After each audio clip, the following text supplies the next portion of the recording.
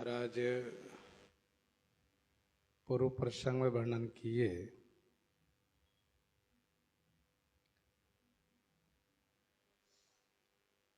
सब देवता भगवान शिव के विवाह में बाराती बन करके चल रहे हैं। भगवान शिव जैसे दुल्हा हैं उनके योग्य बाराती नहीं थी। भगवान विष्णु के कहने पर सब देवता अपने अपने समाज को अलग किए तो भगवान शिव भी अपने समाज को बुला करके सम्मिलित कर लिए। अब जैसे दुल्हा वैसी बाराती बन गई।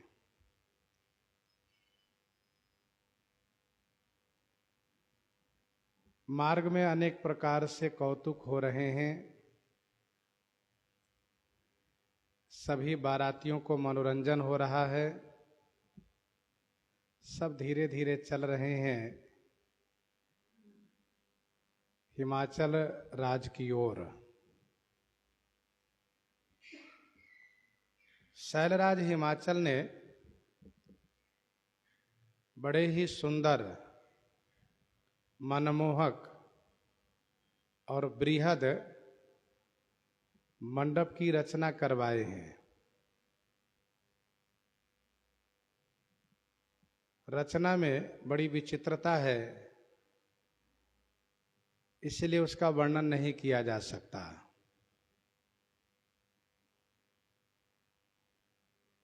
शैलराज ने अपने उन सभी कुटुंबियों को बुलाया है।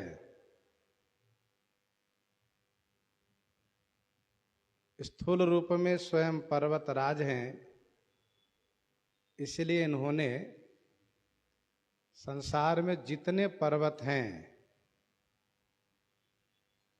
बड़े से लेकर छोटे तक,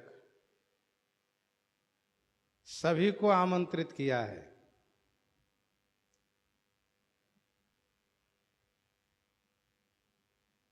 पर्वत से संबंधित है वन,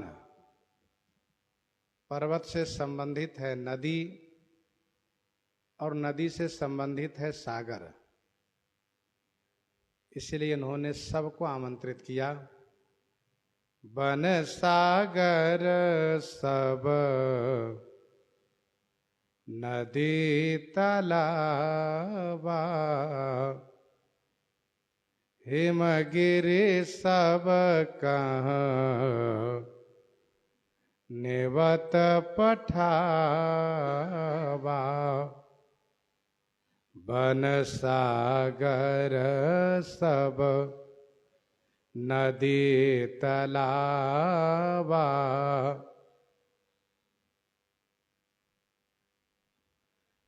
सब वन सब सागर सब नदी सब तालाब।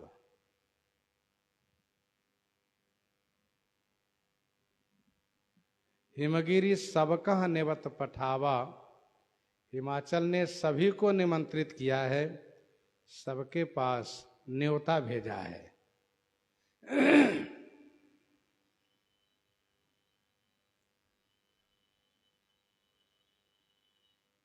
बेटी के विवाह में सब लोग आवें और सब आशीर्वाद दें,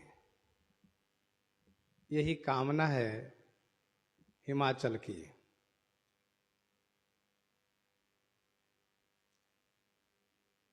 पर्वत स्वयं जलमय है।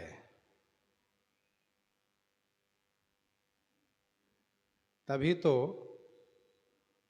पर्वत से झरने चलते हैं।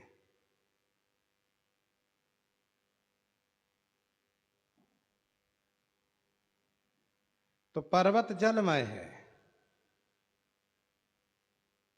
जल हिम उपल विलग नहीं जैसे। पर्वत के ऊपर वन है। पर्वत के ऊपर वन तभी होगा जब पर्वत सजीव हो, पर्वत जलमय हो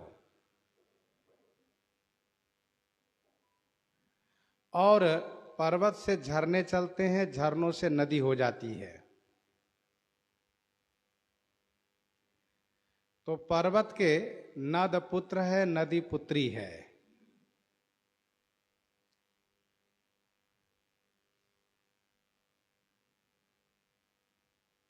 श्री गंगा जी को स्पष्ट कहा गया है हिमशैल बालिके।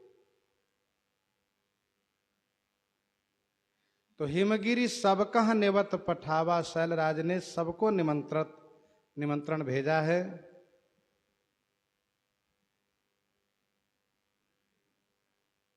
जितने पर्वत हैं, उदय अस्त अरुगिरी कैलासु, मंदर मेरु सकल सुरवासु, शैल हिमाचल आदिक जेते।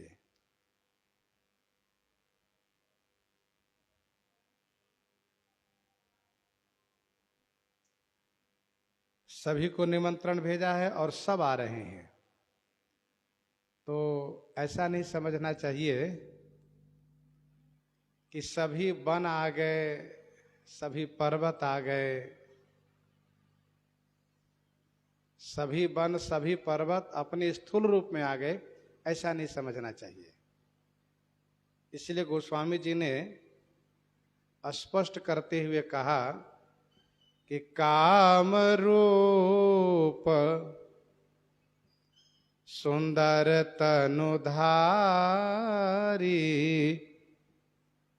सहित समाज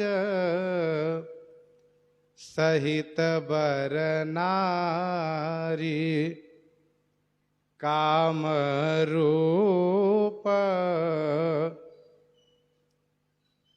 काम रूप माने इच्छा रूप। जब चाहें जैसा रूप धारण करना कर सकते हैं, इसलिए कहा काम रूप।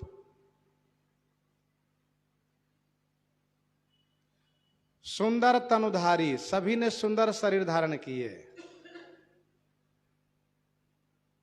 अपने परिवार के सहित और पत्नी के सहित चले हैं, सहित समाज सहित बर नारी।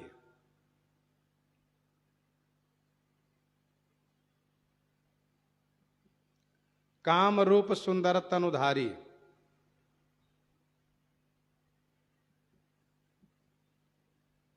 जिनके नाम ऊपर लिए गए, जैसे पर्वत, वन, सागर, नदी, तालाब, इन सब का दो रूप है। जैसे आप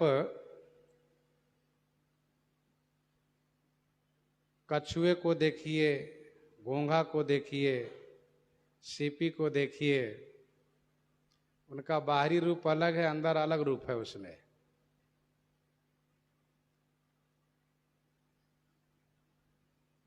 वैसे ही इन सभी के जो स्थूल रूप है वह सबको दिखाई देता है, पर इन लोगों का एक वह भी रूप है जिस रूप से वे परिवार के सहित एक विशेष स्थान में निवास करते हैं। और इसका सबसे बड़ा प्रमाण सुंदरकांड में प्राप्त होता है।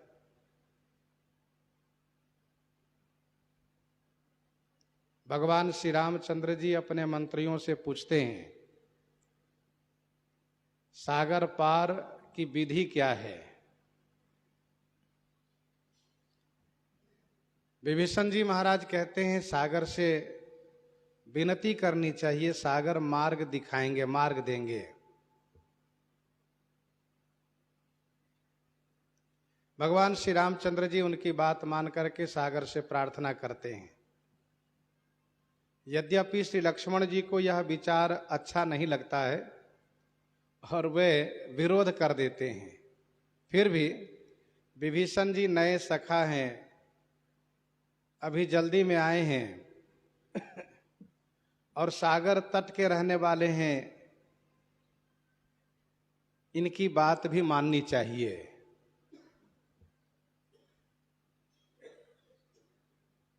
विभीषण जी साधु हैं और साधु बात से ही बात बनाना चाहते हैं। साधु विनती करके, प्रार्थना करके बात बनाना चाहते हैं। श्री राम जी उनकी बात को मान करके प्रार्थना करने लगे हैं, पर सागर प्रार्थना सुना नहीं। तब श्री राम जी धनुष पर बाण का संधान कर दिए।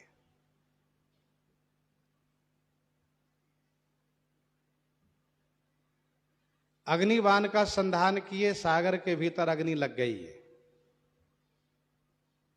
श्री लक्ष्मण जी जो चाहते थे वही हुआ। अब सागर को पता चला। श्री राम जी 3 दिन तक बैठे रह गए, कुछ पता नहीं चला। लेकिन जब अग्नि लगी है भीतर, जल जंतु जलने लगे हैं, तब उसको पता चला है। यही है सागर की जड़ता।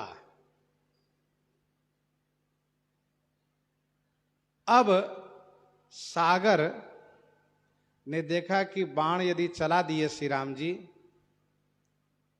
तो हमारा अस्तित्व समाप्त हो जाएगा। फिर तो वह ब्राह्मण वेश में सोने की थाल में मणियों से भर करके भेंट के रूप में लेकर आता है। श्री राम जी की शरण में अपने आप को समर्पित करता है।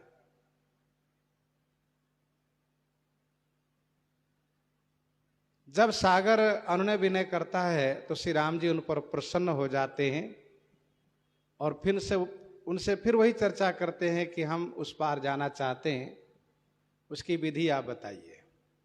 सागर विधि बता देते हैं।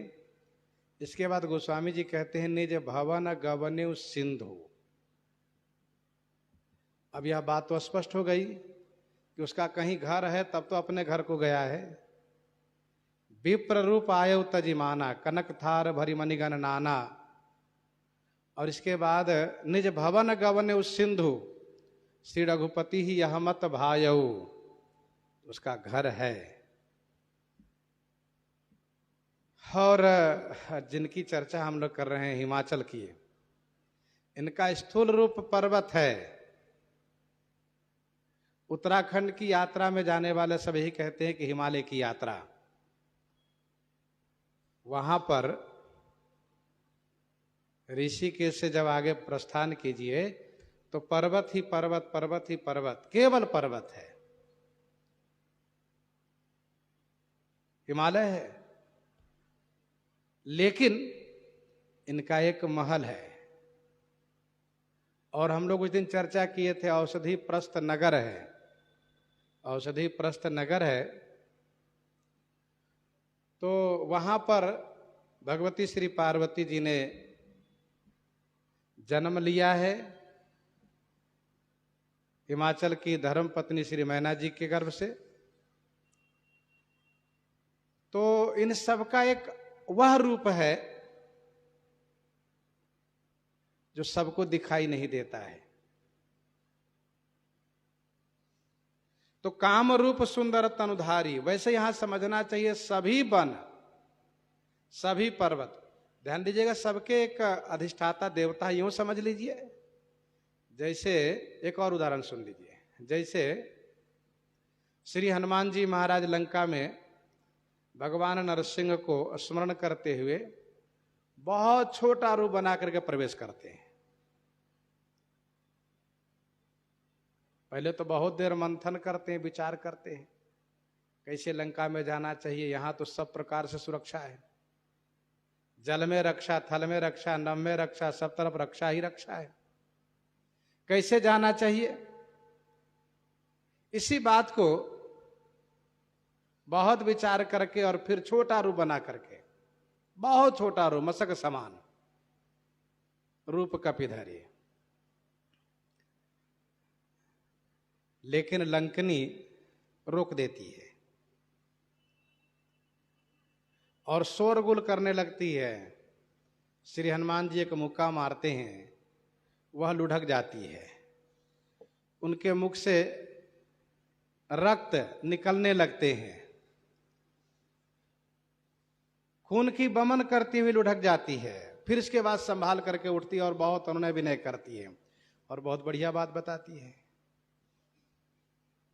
मेरा तो भाग्य उदय हुआ कि आपका दर्शन मिला।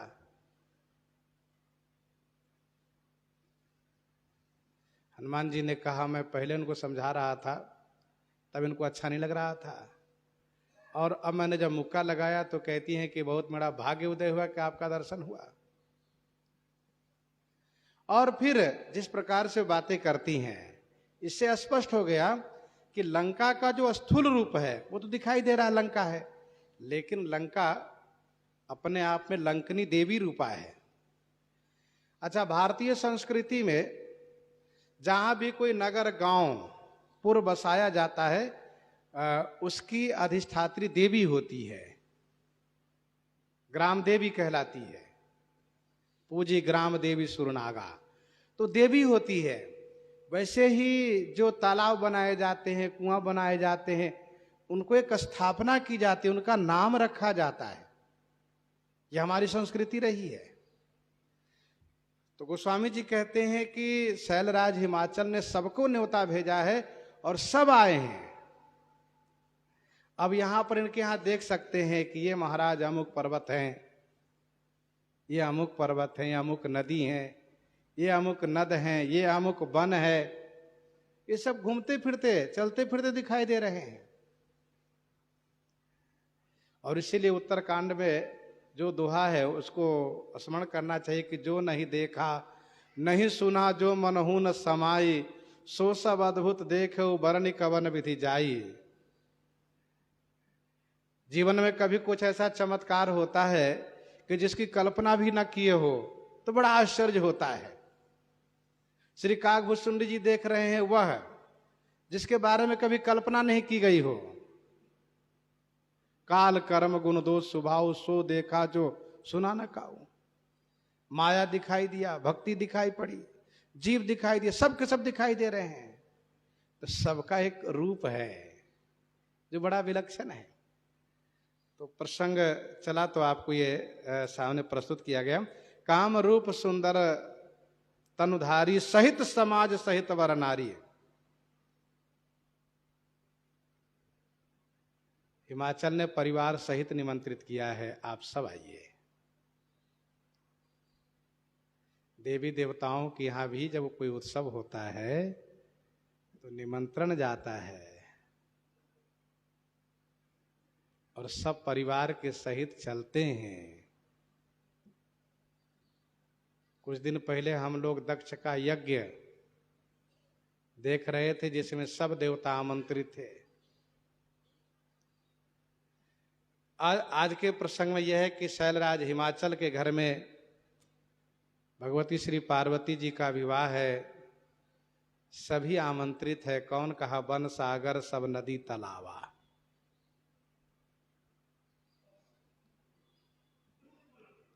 समाज के सहित और नारी के सहित, सहित समाज सहित वर नारी सुंदर तनुधारी, सुंदर शरीर धारण किए। देखो भाई, जब कोई उत्सव में जाता है तो सुंदर न भी हो तब भी सुंदर बन करके जाने का वह प्रयास रखता है।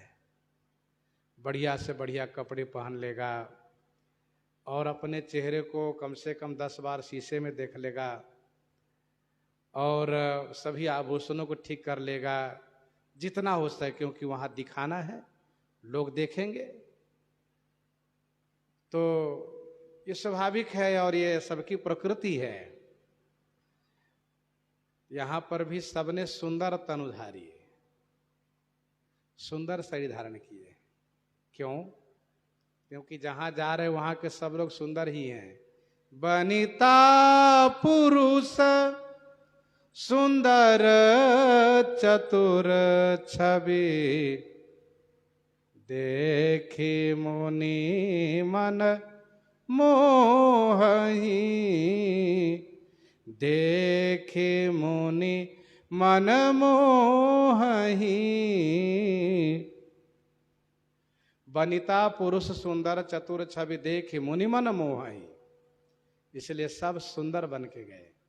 एक बात और ध्यान देना चाहिए, जैसा समाज हो वैसा कम से कम वेश बना लेना चाहिए। जैसा समाज हो वैसा वेश बना के जाना चाहिए।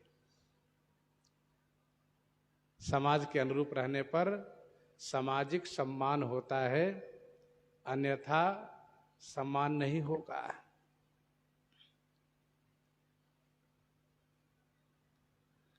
समाज के अनुसार वेश। भगवान शिव पहुंच गए नीलगिरी पर। वहां पर उन्होंने देखा कि श्रोता, वक्ता और पुजारी तथा ध्यानी सब के सब पक्षी ही है। कोई ध्यान लगा के बैठा है, कोई पूजा कर रहा है, कोई कथा कह रहा है, कोई कथा सुन रहा है, सब पक्षी पक्षी है। तो भगवान शिव को लगा कि हमें भी पक्षी बन के ही रहना चाहिए यहाँ पर। तो भगवान शिव हंस बन गए। तब कछु काल मराल तनु धरि किन निवास। जैसा समाज वैसा वेश होना चाहिए। विश्वमोहिनी का विवाह है, वहां पर सभी राजा लोग, राजकुमार लोग उपस्थित हैं। भगवान विष्णु ने सोचा मुझे विवाह करने जाना है, क्योंकि वह विश्वमोहिनी कोई और नहीं, मेरी माया है, मुझे छोड़कर किसी और को वरण ही नहीं करेंगी। तो राजकुमार बन करके वहां पहुंच गए। धरि नृपतनु तह गयो कृपाला। भगवान शिव कागभुजसुंडी जी अयोध्या जी में आते हैं श्री रामलला सरकार के दर्शन हेतु। देखते हैं यहाँ तो सब मनुष्य ही है, और कोई देवी देवता आते भी तो मनुष्य बनकर आते हैं। ये दोनों गुरु चेला भी मनुष्य बन करके, ज्योतिषी बन करके और दर्शन का लाभ लिए। श्री राम विवाह में सभी देवी सभी देवता मानव बन करके सम्मिलित हुए।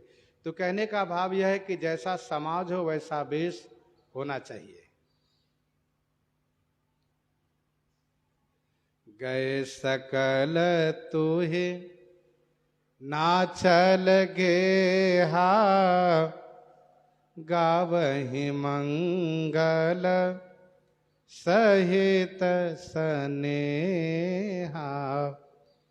गए सकल तुहे नाचल गेहा, गावहि मंगल सहित सनेहा। सकल माने सभी के सभी। तू हिमाचल गेहा गए। तू हिमाचल माने हिमाचल। तुहिन माने हिम, अचल माने पर्वत। तो हिमाचल के घर पहुंचे।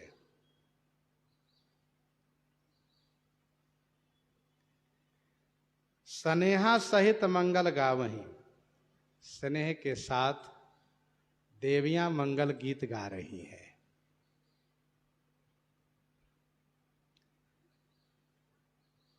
अच्छा,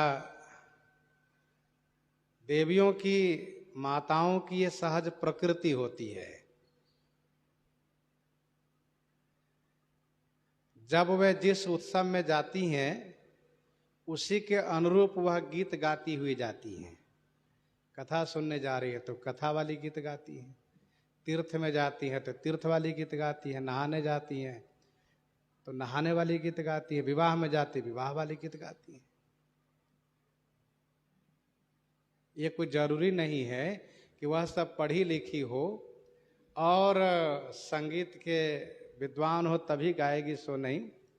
उनकी एक सहज प्रकृति है और देवी श्री सरस्वती जी की उन सब पर कृपा होती है। वह तुरंत गीत बनाती हैं और बढ़िया सस्वर सम्मिलित स्वर में गाती हैं। जब गाती हैं तो बड़े बड़े कलाकार वहां पर दांत तले अंगुली दबा लेते हैं कि बताओ कितना बढ़िया गा लेती हैं। ये उनकी सहज प्रकृति है। गावहि मंगल सहित स्नेहा।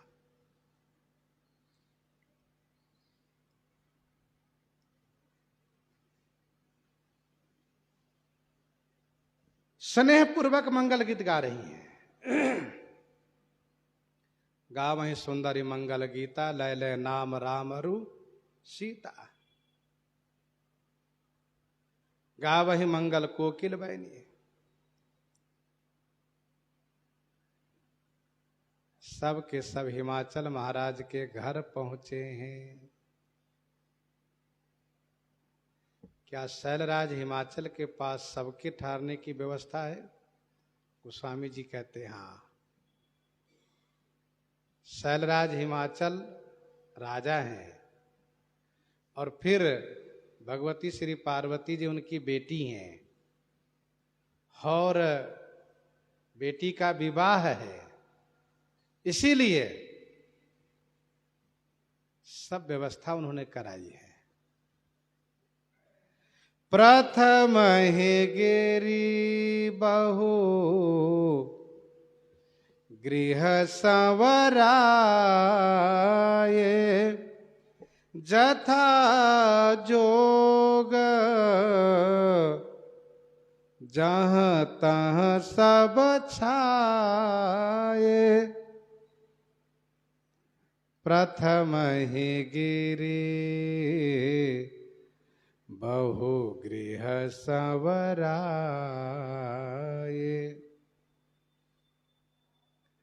प्रथम ही माने पहले ही।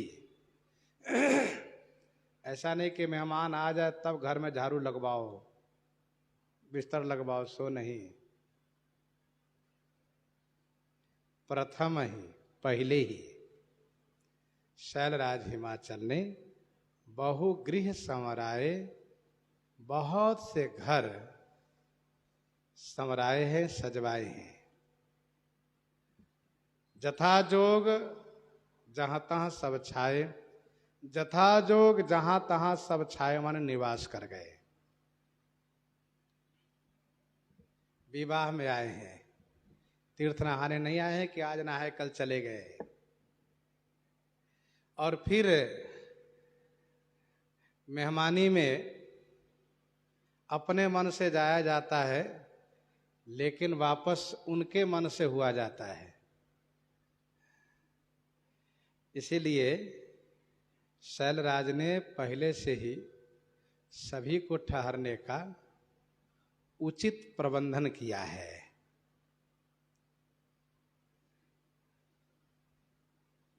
जथा जोग, व्यवहार में जथा जोग का अनुपालन किया जाता है, करना चाहिए। तसी पूजा चाहिए जस देवता। अब जिनका परिवार जैसा है, जितना बड़ा है, जिस स्तर के हैं जो देवता, उनको उन्हीं के अनुरूप व्यवस्था दी जा रही है।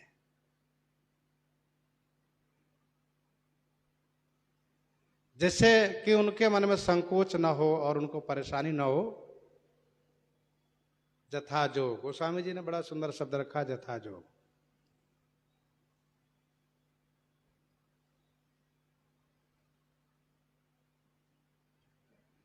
जही जस जोग बांट गृह दिन्हा। ये तो असुरों में भी जथा जोग का पालन होता है। सुखी सकल रजनीचर किन्हा, जथा जोग पीढ़न बैठारे। जथा जोग सन्मान प्रभु विदा किए मुनि वृंद। जथा जोग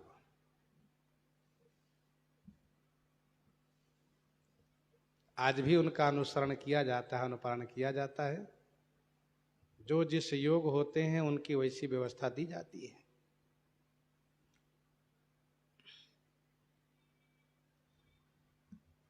पुर शोभा अवलोकी सुहाई, लागै लघु बिरंच निपुनाई। पुर शोभा अवलोकी सुहाई, लागै लघु बिरंच निपुनाई।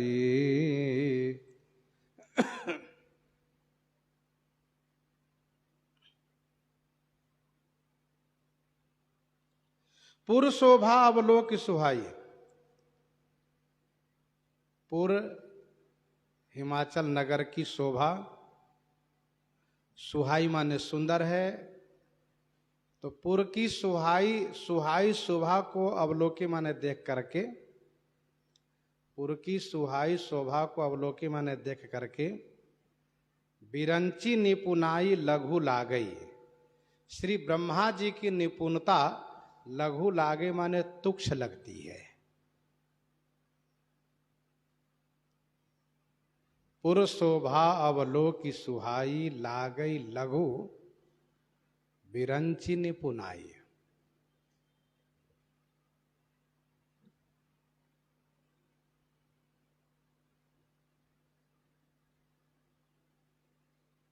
अद्भुत शोभा है।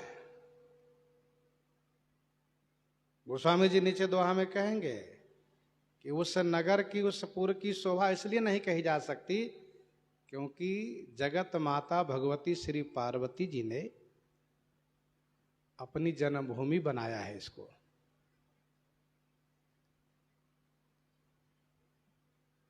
पुर शोभा अवलोक सुहाई, लागई लघु बिरंची निपुणाई। बिरंची की निपुणता लघु लगती है, तुच्छ लगती है, क्योंकि भगवती श्री पार्वती जी वह हैं जिनकी शक्ति से त्रिदेव सृष्टि का कार्य संपादित करते हैं। कवितावली उत्तरकांड 173 में, कवितावली उत्तरकांड 173 पद में गोस्वामी जी ने लिखा, रचत बिरंची हरि पालत हरत हर, तेरे ही प्रसाद जग अग जग पालिके। ये सब आपकी कृपा से सृष्टि का कार्य होता है।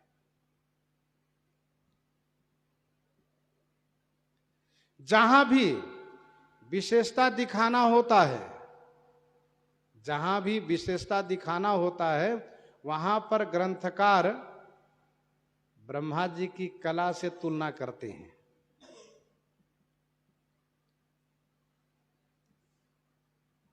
चारु बजारु विचित्र अंबारी, मणिमय विधि जनु स्वकर समारी।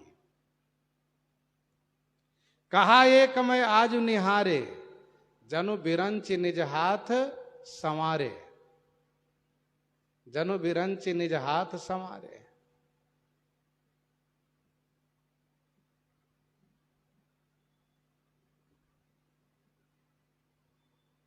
तो गोस्वामी जी यहां कहते हैं कि लागई लघु बिरंच निपुणाई। ब्रह्मा जी की निपुणता छोटी लगती है, उनकी कला छोटी लगती है। लघु लाग विधि की निपुणता, अवलोके पुरसो भासही। बन बाग कूप तड़ाग सरिता, सुभग सब सक को कही। लघु लाग विधि की निपुणता। गोस्वामी जी कहते हैं, पुर शोभा अवलोकी, विधि की निपुणता सही लघु लाग। पुर की शोभा को देखने से विधि ब्रह्मा जी की निपुणता, निपुणता माने कला कौशल, सही माने सचमुच, सही माने सचमुच, लघु लाग माने छोटी लगती है। उनकी कला कुशलता छोटी लगती है।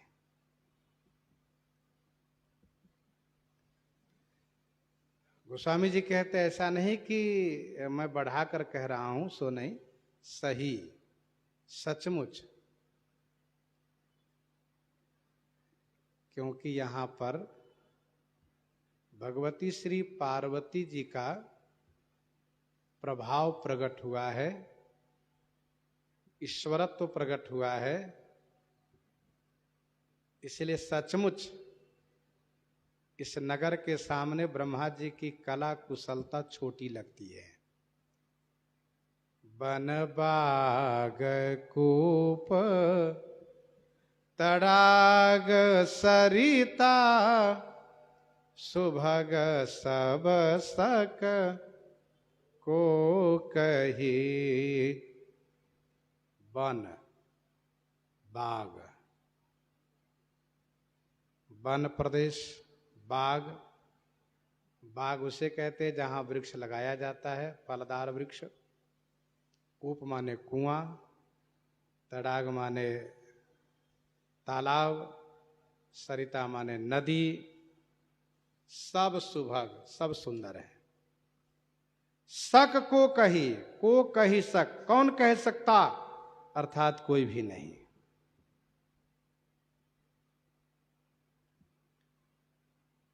पुरुषोभा कछु बरनी न जाई, गोस्वामी जी पहले कह दिए।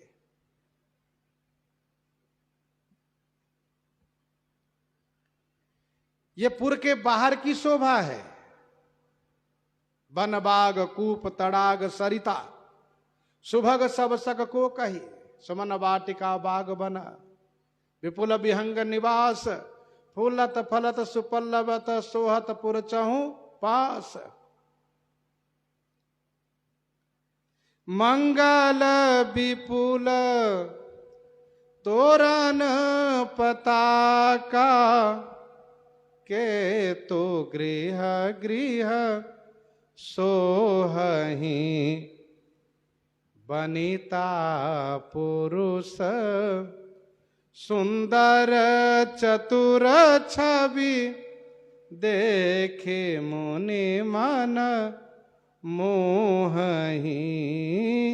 देखे मुनि मन मोहहि। मंगल विपुल,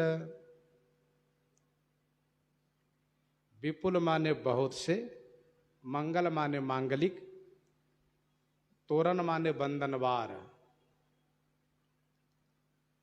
बंधनवार उसे कहते हैं जो उत्सव के समय में द्वार के ऊपर, चौखट के ऊपर, द्वार के चौखट के ऊपर डोरी में आम्र पल्लव, अशोक पल्लव लगा करके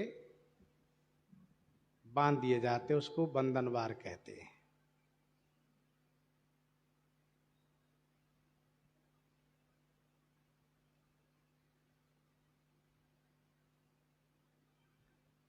तोरण, पताका और केतु। पताका और केतु माने ध्वजा पताका।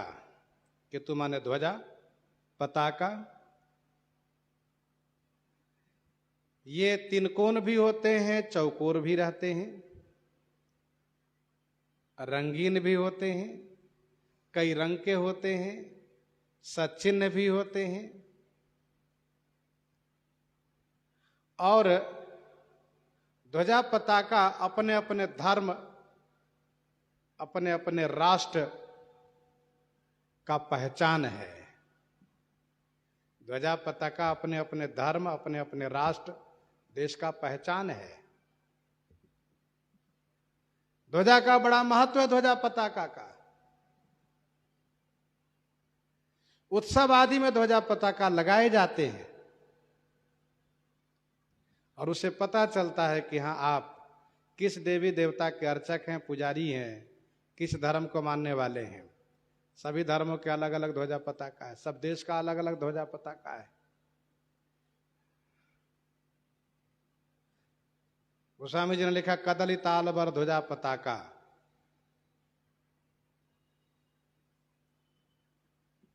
जो छोटा है वह ध्वजा है, जो बड़ा है वह पताका है। कदली ताल बर ध्वजा पताका। केले को और ताल के वृक्ष को ध्वजा पताका कहा गया। आप देखेंगे कि केले और ताल में ऊपर ही केवल पत्ते दिखते हैं, नीचे बिल्कुल प्लेन रहता है। वैसे ही 2-3-4 हाथ के डंडे में जो पताका जो लगाए जाते हैं उसको ध्वजा कहते हैं, और जो बड़े डंडे में 19 हाथ तक डंडे में लगाए जाते हो उसको पताका कहते हैं। कहीं बहुत बड़ा है उसी को ध्वजा कहते हैं, छोटे वाले को पताका कहते हैं। लेकिन गोस्वामी जी ने लिखा कदली ताल बर ध्वजा पताका, तो कदली ताल बड़ ध्वजा पताका में यथा कर्मालंकार से देखेंगे तो ध्वजा छोटी है, पताका बड़ा है, स्पष्ट है। गृह गृह सोहहि, सब घर घर में सुशोभित है। सभी ने अपने द्वार पर बंधन बार लगाए हैं और ऊपर मकान के ऊपर ध्वजा पताका लगाए हैं। सुंदर शोभा हो रही है। नीचे कलश संवारे हैं, कलश लगाए हैं। मंगल कलश विचित्र संवारे सभी धरे सजी निज निज द्वारे बंधन बार पताका केतु सबनि बनाए मंगल हेतु। सुन शुभ कथा लोग अनुरागे मग गृह गली संवारन लागे। तो सभी उत्सव सजा रहे हैं। भगवती श्री पार्वती जी के प्रति सबका अत्यधिक स्नेह है। सभी परिवार को ऐसा लग रहा है कि हमारे घर में ही शादी, हमारी बेटी की शादी है। सब उत्सव मना रहे हैं। बनिता पुरुष सुंदर चतुर छवि देखे मुनि मन मोहि। बनिता माने स्त्री और पुरुष, सब सुंदर हैं, सब चतुर हैं। इन सब की छवि देखने से मुनिमन मोहि, मुनियों का मन मोहि माने मुग्ध हो रहा है। मोहि का मतलब मुग्ध हो रहा है। मुनि लोग चकित हो रहे हैं। ऐसी शोभा, अभूतपूर्व शोभा। बनिता पुरुष सुंदर चतुर छवि देखे मुनि मन मोहि।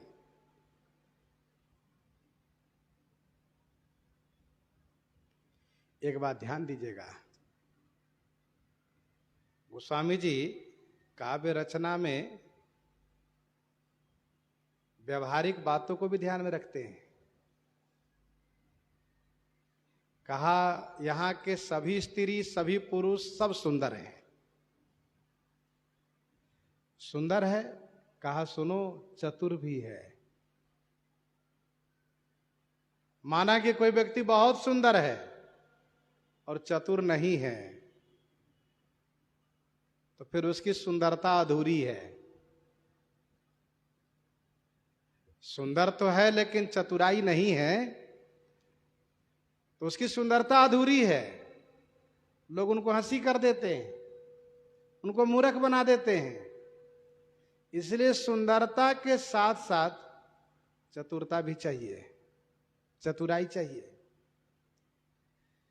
चतुराई का मतलब यह होता है कि जो जिस क्षेत्र में है उस क्षेत्र के अनुरूप उस कार्य में वह चतुर हो। अब हम लोग बाबा जी बने हैं, तो बाबा जी की चतुराई इसी में है कि खूब भजन करें। प्रपंच करना ये चतुराई नहीं है बाबा जी में। तो वैसे ही सबकी चतुराई अपनी अलग अलग है। गोस्वामी जी ने कहा बनिता पुरुष सुंदर चतुर छवि देखी मुनि मन मोहि।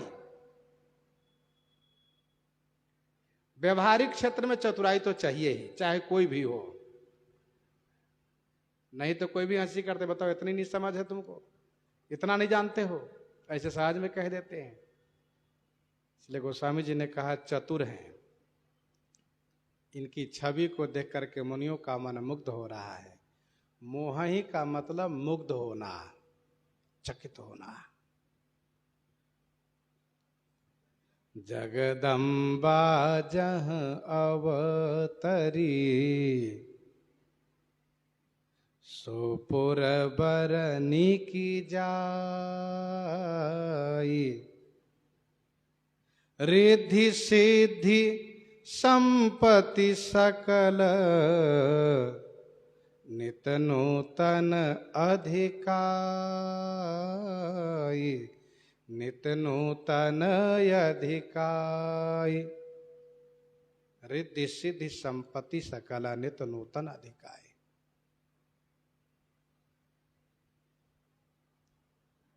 जगदम्बा जहां अवतारी, सो पुर बरनी की जाए।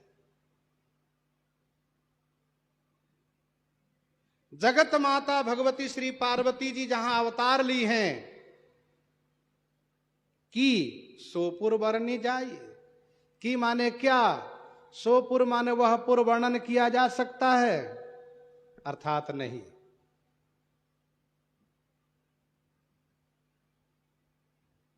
बसई नगर जही लक्ष्य करी, कपट नारी बरवेश। तही पुर की शोभा कहता सकुचै सारद शेष। शोभा दशरथ भवन कई को कई वर्णई पार। जहां सकल सुरसी समनि राम लीन अवतार। जहां भगवती का अवतरण हो, जहां भगवान का अवतरण हो, भला उस पुर की शोभा को कोई कह सकता है? अर्थात नहीं। जगदम्बा जहां अवतरई, जगदम्बा जहां अवतरी, सो पुर वर्णन की जाए। रिद्धि सिद्धि संपत्ति सुख, नित नूतन अधिकाय।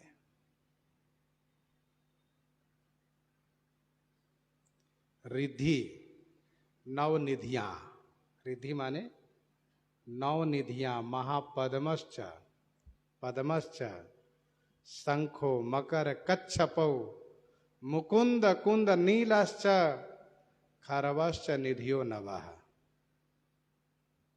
सिद्धि माने अष्ट सिद्धि। अणिमा गरिमा लघिमा महिमा प्राप्ति प्रकाम्य ईशित्व वशित्व, सारी संपत्तियां।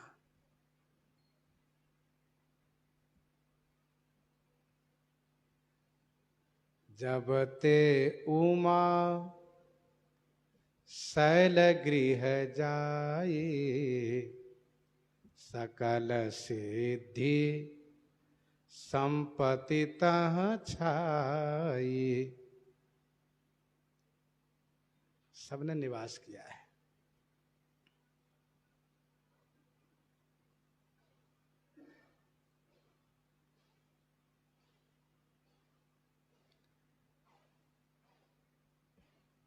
रिद्धि सिद्धि संपत्ति सकल, नित नूतन अधिकाई।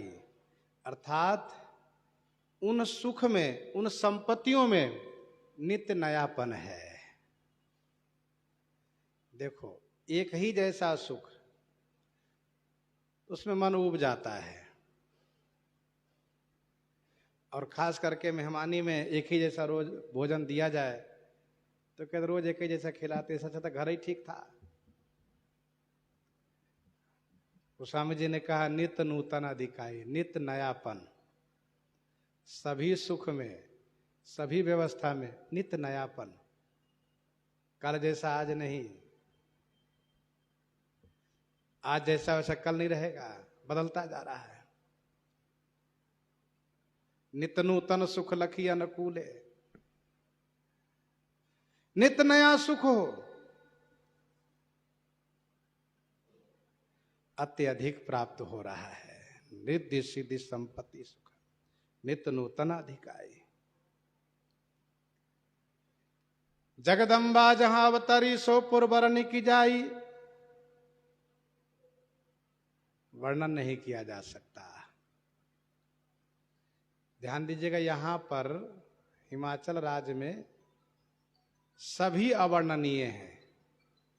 हिमाचल राज्य में सभी अवर्णनीय हैं, कुछ भी वर्णन नहीं किया जा सकता। जैसे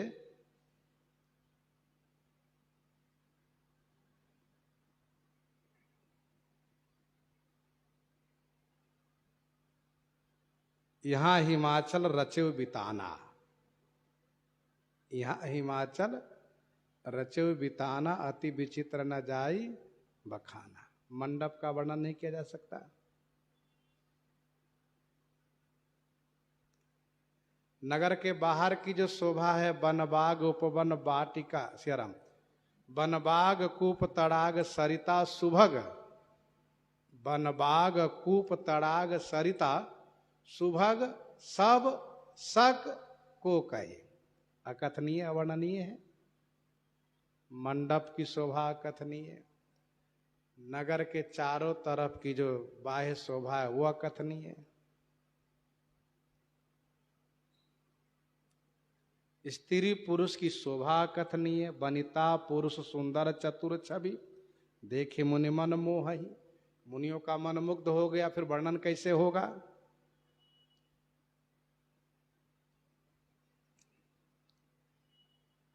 पुर का वैभव अकथनीय, जगदम्बा जहां अवतरी सोपुर बरनी की जाई, जगदम्बा जहां अवतरी सोपुर बरनी की जाई। अब आगे के बारे में सुन लीजिए। सो जेवनार की जाई बखानी, भोजन का ही वर्णन नहीं किया जा सकता। सो जेवनार की जाई बखानी, बसई भवन जहि मातु भवानी।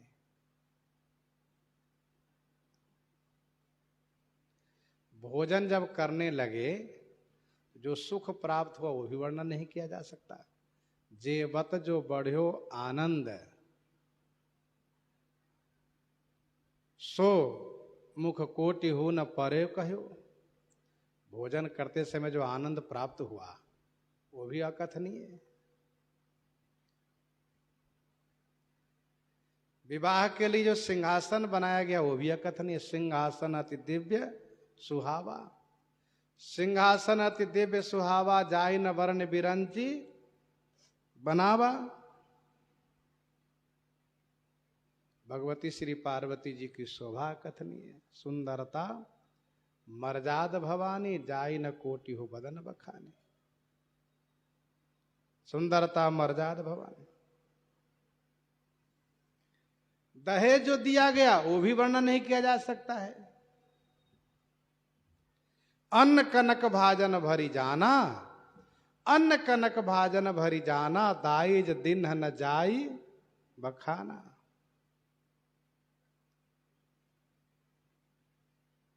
विदाई के समय जो प्रेम बढ़ा वो भी अकथनीय। पुनि पुनि मिलति परत गही चरना, परम प्रेम कछु जाई न बरना। तो गोस्वामी जी भगवान शिव के विवाह प्रसंग में इतना कहते जा रहे हैं कि सब अकथनीय है। लोग ये ना समझे कि श्री राम जी के विवाह में तो बहुत विस्तार से गाए, भगवान शिव के विवाह में बहुत संक्षिप्त करते जा रहे हैं। गोस्वामी जी कहते हैं क्या करूं, वर्णन ही नहीं करते बनता है। भगवती श्री पार्वती जी का विवाह सब अकथनीय है। अब जरा सोचो, नगर निकट बरात सुन आई, पुरखर भर शोभा अधिकाई।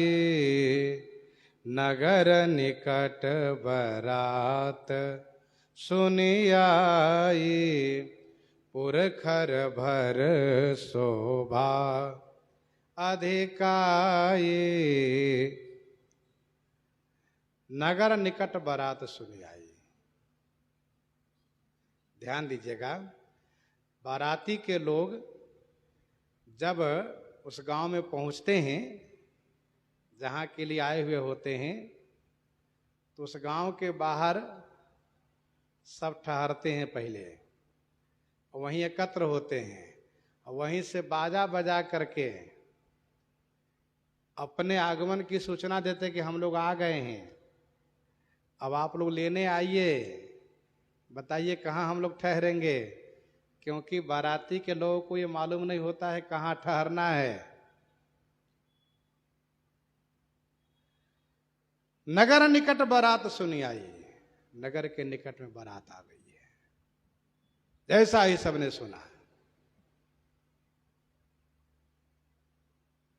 पुर खरभर, पुर में हिमाचलपुर में खलबली मच गई। खरभर का मतलब हलचल समझिए, ये सुखद खलबली है, ये सुखद खलबली है, सुखद हलचल है। शोभा अधिक आई, अधिक शोभा बढ़ गई। ध्यान दीजिएगा, खरभर शब्द का प्रयोग दुख में भी प्रयोग किया जाता है। खरभर शब्द का प्रयोग दुख में भी किया जाता है। खरभर नगर सोच सब काहू, खरभर नगर सोच सब काहू, दुसा दाउर मिटा उछाऊ। होनिहार का करतार को रखबार जग खरभर परा। तो खरभर दुखद भी है, खरभर सुखद भी है। एक बात ध्यान दीजिएगा, हृदय में हलचल दोनों स्थिति में होता है। दुख हो तो भी हलचल होता है और सुख हो तब भी हलचल होता है। सुख वाला हलचल अच्छा लगता है, दुख वाला हलचल रुलाता है। पुर खरभर, खरभर का मतलब हलचल, खलबली। दौड़ धूप होने लगा, दौड़ धूप होने लगा, चहल पहल हो गया। अरे भैया बाराती आ गए, हम लोग अभी बैठे हैं, जल्दी जल्दी तैयारी करो, नहीं तो लोग क्या समझेंगे बताओ, इतने सुस्त है यहां के लोग।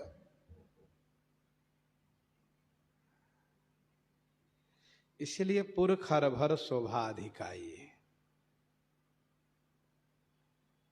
करी बनाव सजी वाहन नाना, चले लेन सा दर यगवाना। करी बनाव सज वाहन नाना, चले लेन सादर अगवाना। नाना वाहन सजी बनाव करी, सादर अगवाना लेन चले। अनेक वाहन सजाए, हाथी घोड़ा आदि स्वयं सज लिए। देखो इस समय में बाराती के लोग सजे होते हैं घराती को दिखाने के लिए, और घराती के लोग सजे होते हैं बाराती को दिखाने के लिए। यह स्पर्धा की बात रहती है। छड़े छबीले छैल सब, सूर सुजान नवीन।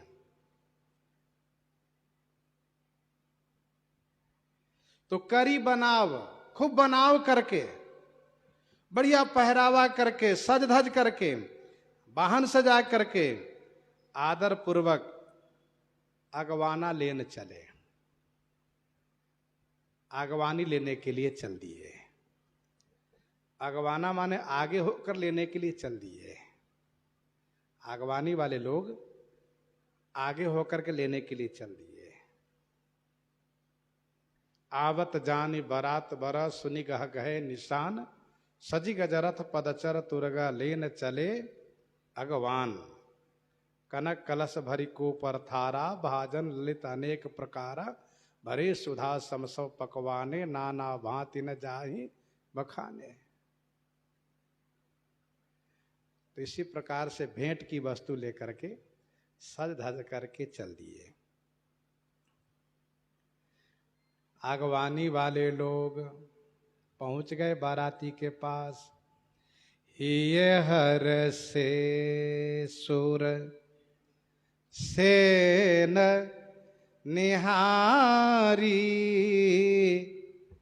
हरि ही देखी अति भय सुखारी।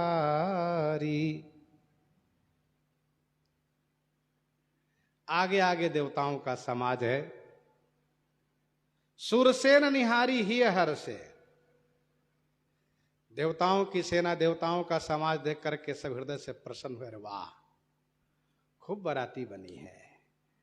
मन में स्वाभाविक प्रसन्नता हो रही है कि बाराती ऐसी है तो दुल्हा कैसे होंगे। भाई स्वाभाविक है कि विवाह में दुल्हा को विशेष सजाया धजाया जाता है, तो लोगों के मन में खुशी है कि बाराती में जब लोग ऐसे आए हैं, दुल्हा कैसे होंगे, इसका मतलब हम लोग बड़े भाग्यशाली हैं, हमारी भगवती श्री पार्वती जी भाग्यशाली हैं, ये आरसे सुर से निहारी। इसके बाद उनको देव समाज को कुछ आगवानी लोग लेकर चल दिए, चलिए उनको लेकर आगे बढ़िए। इसके बाद भगवान विष्णु दिखाई दिए। हरि ही देखयति भय सुखारी, श्री हरि को देखने से अतिशय सुख प्राप्त हुआ। अरे वाह, अति सुंदर सुचि सुखद सुशीला, गावहि वेद जासु जस लीला। बड़ी सुंदर मनमोहन, हरि ही देखयति भय सुखारी। इनको भी लेकर प्रस्थान किए। शिव समाज जब देखन लागे, बिडरी चले वाहन सब भागे। अब लोग आगे बढ़े, पता चला कि दुल्हा पीछे हैं। तो लोगों ने माना कि भाई दुल्हा बड़े व्यवहारिक हैं, उन्होंने सोचा सबको आगे करके हम पीछे रहें, एक व्यवहार कुशलता है, सबको सम्मान देना। तो जैसे शिव समाज जब देखने लागे, जैसे वहां पहुंचे तो बिडरी चले वाहन सब भागे। सब वाहन बिडरी भाग चले। सब वाहन बिडरी माने विशेष डर करके, भड़क करके भाग चले सब। वैसे बारातियों में और घरातियों में मिलन होता है, हरस परस्पर मिलन हिता, कछुक चले बगमेल। यहां मिलन हिता नहीं बगमेल चले हैं, यहां भागने के लिए बहुत तेजी से भागे हैं। बिडरी चले वाहन सब भागे। घोड़ा है, हाथी है, ये सब डर गए, भड़क गए सब। स्वाभाविक है, भूत प्रेत को देखने से वैसे लोग भड़क जाते हैं। अच्छा एक बात ध्यान दीजिएगा, पशुओं की आदत होती है, यदि वो भड़क गया तो उसको आप आगे नहीं बढ़ा सकते हो, चाहे मारो भले ही, डंडा से मारो आगे नहीं जाएगा। वो बहुत गंभीर होकर के देखता है, चौकन्ने होकर के, और देखने के बाद फिर पीछे हटता है, और कुछ दूर तक पीछे हटता है, देखता रहेगा, और जब उसको लगता है तो दूर है, एकदम से फिर मुंह घुमाता और इतना तेज भागता है, फिर उसको कोई संभाल नहीं सकता। एक बार हम लोग पंचकोशी परिक्रमा कर रहे थे श्री अयोध्या जी में, एक तांगा वाला घोड़े को मना रहा था। हम लोगों ने पूछा क्या बात है, कहा महाराज ये घोड़ा बिचक गया है, अब इसको 1 आध घंटा लगेगा मनाने में। वो आगे चलता नहीं, पीछे ही चलता है, तंगा के लिए पीछे ही चल रहा है। या तो रास्ता बदल के लेके चलेंगे, तो अथवा इसी रास्ते से कुछ देर मनाएंगे तब लेके चल पाएंगे। तो हाथी घोड़ा पशु की प्रकृति, यदि वो भड़क गया, डर गया, तो फिर वो आगे नहीं बढ़ेगा। यहां तो बिल्कुल जीता जागता सा भूत प्रेत है। ऐसा नहीं कि वो एक ही को दिखाई दे, सो नहीं, सबको दिखाई दे रहा है। बिडरी चले वाहन सब भागे, सब भाग लिए। तो वाहनारूढ़ युवा लोग चले गए। हुआ क्या, वे लोग युवक हैं, वाहन को संभाल नहीं पाए, अब वो कहां लेकर गया पता नहीं, चलते गए। धरि धीरज तह रहे सयाने, बालक सब लय जीव पराने। धरि धीरज तह रहे सयाने। सयाने माने उम्रदार लोग हैं। जो उम्रदार है 30 से 50 के बीच वाले हैं, समझदार लोग हैं।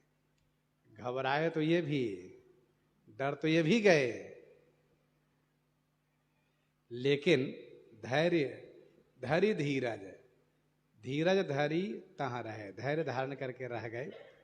ये सब दिखने में भयावह है, कुछ करेगा नहीं, रह गए। अपने आप को मजबूत करके रह गए। बालक कहा बालक सबलय जीव पराने, सब बालक जीव लय पराने। जीव लय माने प्राण लेकर भागे सब।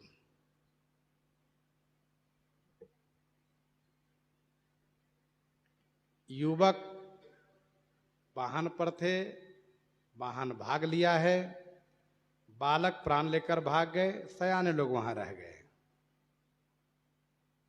ज्ञानवान है, जानते हैं कि भगवान शिव असुरों को विमोहित करने के लिए ऐसा रूप बनाए हैं, और बाकी ये ऐसे है नहीं। और भगवान शिव के गण सब बड़े अच्छे हैं, ऐसा समाज करके मान करके रह गए। डर तो इन लोगों को भी लग रहा है, पाँव में थोड़ा थोड़ा कंपन इन लोगों को भी है, लेकिन वे एक दूसरे को देख रहे हैं। क्यों, डर तो नहीं रहे हो? नहीं नहीं, जबरदस्ती करे, डर नहीं लग रहा है। गोस्वामी जी ने कहा धैर्य धीरज। अच्छा, बालक लोग कहाँ गए? कहा बालक लोग वहां से भागे हैं, तो भाग करके सीधे घर में पहुंचे, हांफते हुए, कांपते हुए घर में घुसते चले गए। घर में भी जो सबसे भीतर वाला कमरा है, उस कमरे में चले गए। उस कमरे में भी जहां धान के, गेहूं के, चावल के कोठी रखा हुआ है, उसके कोने में जाके छुप गए। गए भवन पूछहि पितु माता, कहहि बचन भय कंपित गाता। गए भवन पूछहि पितु माता। भवन में गए तो पिता माता पूछने लगे, बेटा क्या हुआ? मैया ने बेटे को अपने हृदय से लगा लिया। बेटा तुमको क्या हो गया? कांप रहा बेटा। तो माता पिता घबरा गए, कोई रोग तो नहीं हो गया? देखो, भूत प्रेत को देखने के बाद दशा ऐसी होती है। बड़े बड़े धीर लोग भूत प्रेत को देख लें तो वह घबरा जाते हैं।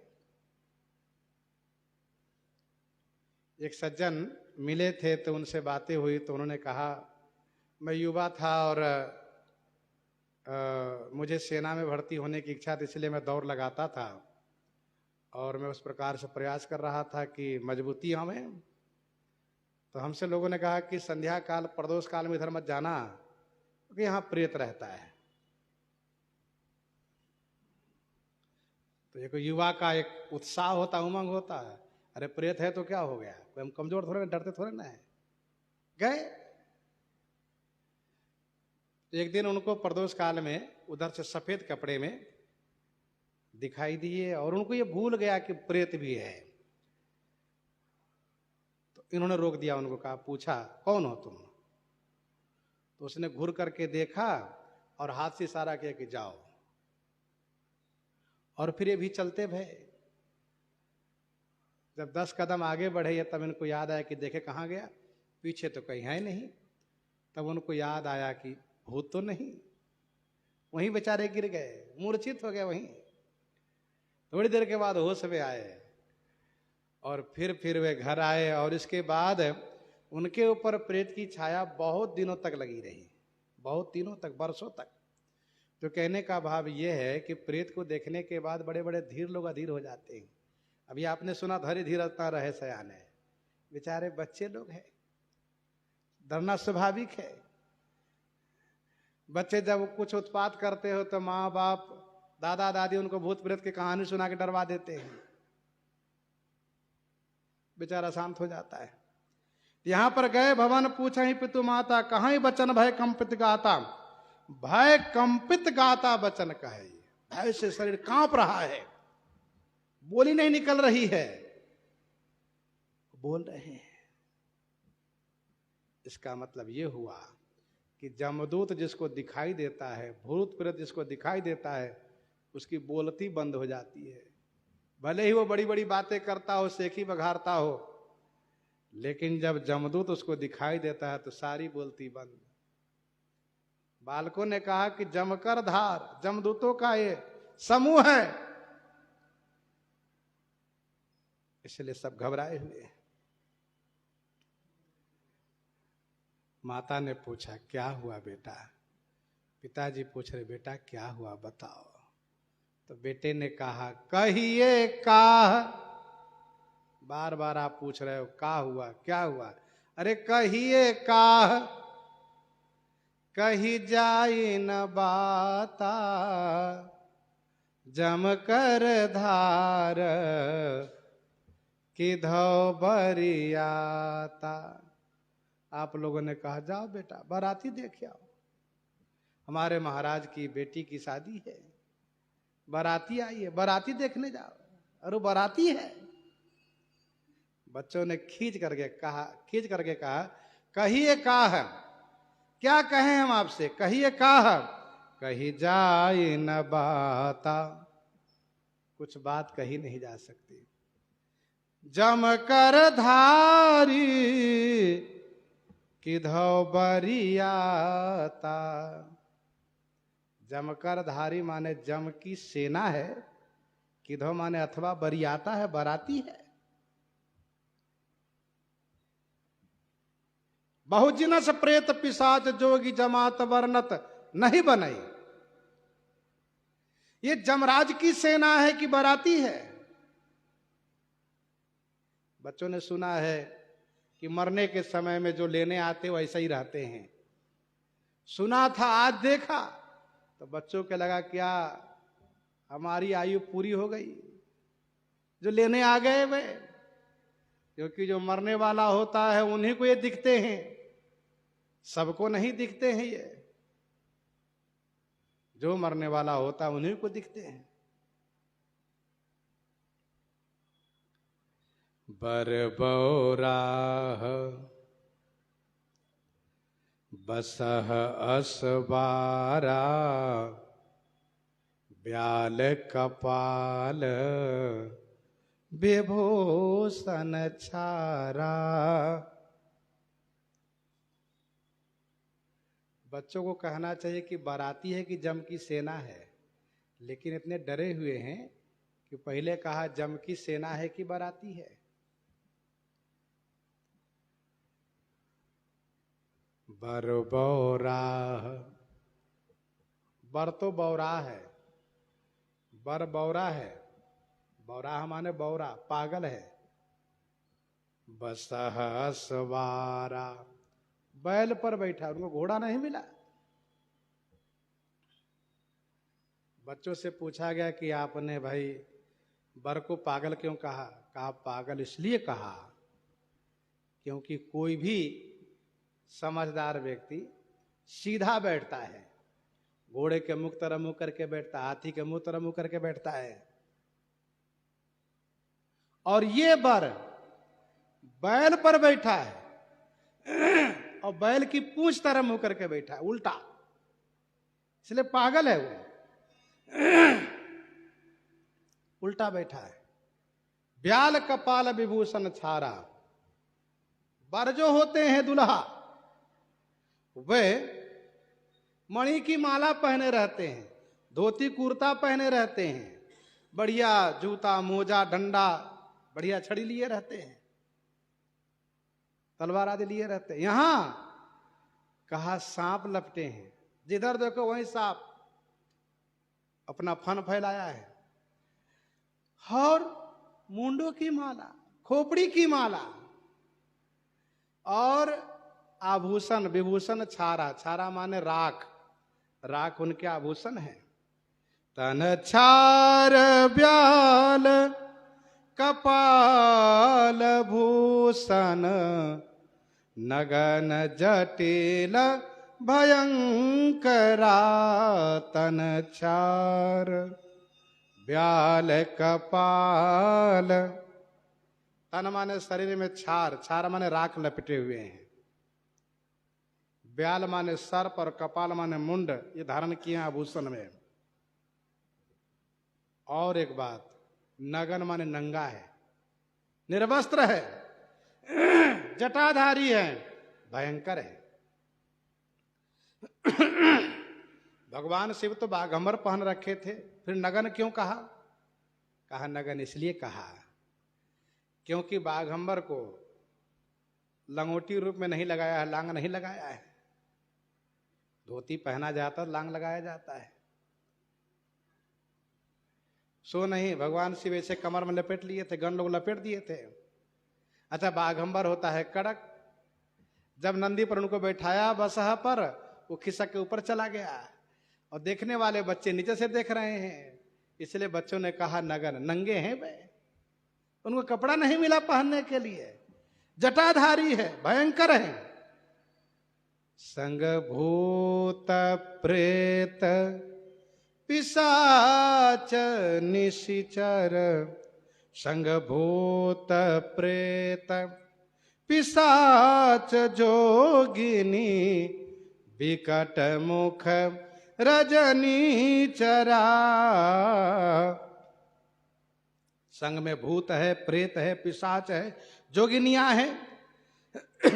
विकट मुख माने विकट मुख वाले हैं, ऐसे मुंह फैलाते हैं कि लगता खा जाएंगे। विकट मुख। रजनिश्चरा माने राक्षस है, राक्षस है। विकट मुख, भयंकर मुख वाले नरहार रजनिश्चर चरही, राक्षस भी साथ में है। भूत प्रेत पिशाच जोगिनियां है।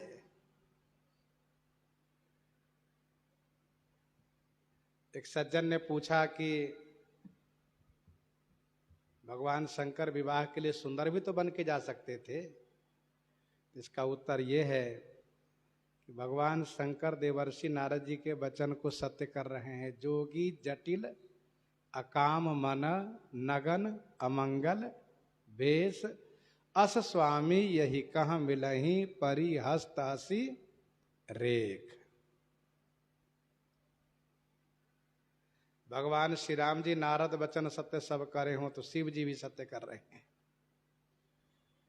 जो जियत रही बरात देखत, पुण्य बढ़ते ही कर सही, देखही सो उमा विवाह घर घर, बात असिलरी कन्ह कही।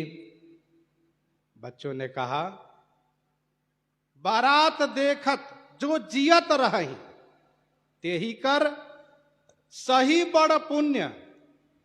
बारात को देखने से जो जिंदा रह जाएगा, तेही कर माने उसका सही माने सचमुच बहुत बड़ा पुण्य होगा। और हे पिताजी, हे माताजी, अब हम सब मरने वाले, जमदूत हम लोग को देख लिए हैं, बचने वाले हम नहीं है। माने कहा नहीं बेटा तुम्हें कुछ नहीं होगा, तुमको हम छुपा के रखेंगे। कहा नहीं नहीं, वो देख लिया है, हमने सुना है कि वो जिसको देख लेते ले जाते उठा करके। इसलिए जो जियत रहे बारात देखत, ये सब मरने वाले हैं, तुम भी मरोगे, सब मरेंगे, लेकिन हाँ 1000-2000 में से एक आध कोई बचेंगे इसमें से। जो जियत रहे बारात देखत, पुण्य बढ़ते ही कर सही, उसी का बहुत बड़ा पुण्य होगा जो जमराज देखकर भी जिंदा रह जाएगा। क्योंकि जम का दर्शन अंतिम समय होता है, यमदूत का दर्शन अंतिम समय होता है, फिर बचने की संभावना नहीं रहती है। देखहीं सो उमा विवाह घर घर, बात असिलरी कन कहीं। सो माने वही श्री उमा जी का विवाह देखेगा, बाकी कोई विवाह देखेगा नहीं। घर घर बात असिलरी कन कही। भगवान शिव के समाज को समझ करके माता पिता हंसने लगे। बच्चे को समझाए डरो मत, कुछ नहीं होगा, खूब समझा रहे हैं। बाल बुझाए विविध विधि निडर हो डर नाही। प्रसंग को हृदयंगम करते हुए इस सूचना के साथ कि कल मणि पर्वत पर झूला है, और अयोध्या जी में मणि पर्वत के झूला की प्रसिद्धि है। झूलनोत्सव तो पूरे सावन भर होता है। अयोध्या जी के प्रमुख कुछ ऐसे मंदिर है जहाँ पर पूरे सावन झूलनोत्सव होता है, लेकिन खास करके कल से अर्थात श्रावण शुक्ल तीज से विशेष रूप से सभी मंदिरों में सभी जगह झूलन प्रारंभ होता है और वो भी मणि पर्वत से प्रारंभ हो जाता है। यह यहाँ की परंपरा है, मणि पर्वत के झूला से झूलनोत्सव प्रारंभ हो जाए। मणि पर्वत की चर्चा अयोध्या महात्म्य में इस प्रकार से वर्णन है कि भगवती श्री सीता जी ने श्री रघुनाथ जी से एक बार कहा कि स्वामी एक पर्वत होना चाहिए। अयोध्या जी में सब समतल है, एक पर्वत भी होना चाहिए और बढ़िया रमणीक मणियों से जगमगाहट युक्त पर्वत होना चाहिए। भगवान श्री रामचंद्र जी समझ गए किशोरी जी के अभिप्राय को। उन्होंने तुरंत पक्षीराज गरुड़ जी को स्मरण किया। पक्षीराज ने निवेदन किया, सरकार क्या आदेश? कहा कुबेर की राजधानी से और उत्तर चले जाइए आप, वहां मणि का पर्वत है, उसको उठा लाइए। पक्षीराज गए, मणि पर्वत उठा कर ले आए। पूछा सरकार कहाँ रखा जाना चाहिए? तो श्री किशोरी जी की इच्छा को देखते हुए विद्या कुंड के पश्चिम भाग में तिलोत्तकी गंगा के किनारे वहीं पर मणि पर्वत को प्रस्थापित किया गया। मणि पर्वत है, मणि का पर्वत है, मणियों का जगमगाहट, सुंदर पेड़ पौधे लता पता और पशु पक्षी सबका विहार है। मनमोहक दृश्य है वहां का, मनोहर है। भगवान श्री सीताराम जी का वहीं झूलनोत्सव प्रारंभ हुआ। अयोध्या महात्म्य में ऐसा वर्णन है। दूसरी कथा ये कही जाती है कि जब भगवान श्री राम लक्ष्मण दोनों भाई श्री विश्वामित्र जी के साथ बक्सर के लिए प्रस्थान किए, उन्हीं दिनों की बात है। माता श्री कैकेयी जी ने स्वप्न में एक दिव्य महल का दर्शन किया और उस महल को बनवाने के लिए महाराज से आग्रह किया।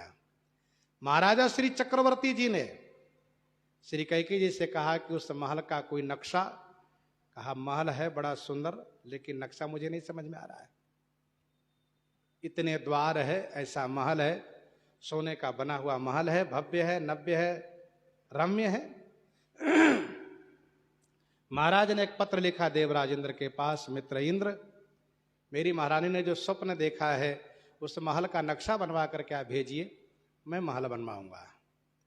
देवराज ने जब पढ़ा पत्र तो उनको समझ में आया कि यह महल वहां के कारीगर से बनना असंभव है।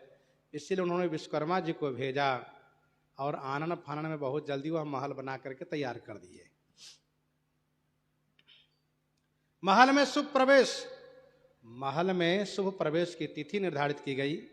इसी बीच जनकपुर से दूत आए, भगवान श्री राम के विवाह की चर्चा हुई। महारानी कैकेयी ने प्रवेश कार्य बंद किया, गृह प्रवेश कार्य को बंद किया और फिर उन्होंने यह मन में सोच लिया कि यह महल मैं अपनी बहू की मुंह दिखाई में दे दूंगी। ऐसा सोच करके उन्होंने महल में प्रवेश नहीं किया। भगवान श्री राघवेंद्र सरकार विवाह करके आए। श्री सीता जी की मुंह दिखाई में श्री कैकेयी माता ने कनक भवन दिया।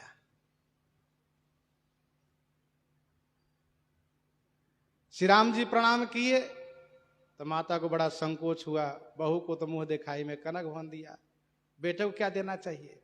तो उनके पास इंद्राणी द्वारा प्राप्त एक मणि की माला थी, दिव्य अलौकिक, वह माला श्री राम जी को दिया उन्होंने।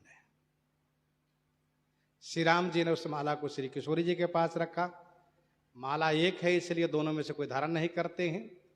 कालांतर में कुछ दिन के बाद श्री मिथिला नरेश महाराजा श्री शिरध्वज जनक जी महाराज अयोध्या जी में रहने की इच्छा हो गई, क्योंकि श्री सीता जी के बिना जनकपुर में मन नहीं लगता है।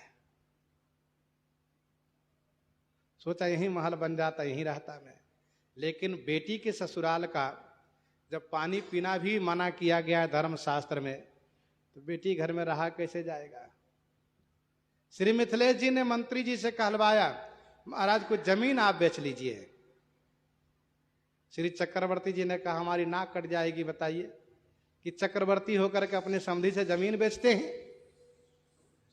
आपकी ही जमीन है, जहां चाहे वहां रहिए, महल में रहिए, जहां कहीं वहां बनवा दे।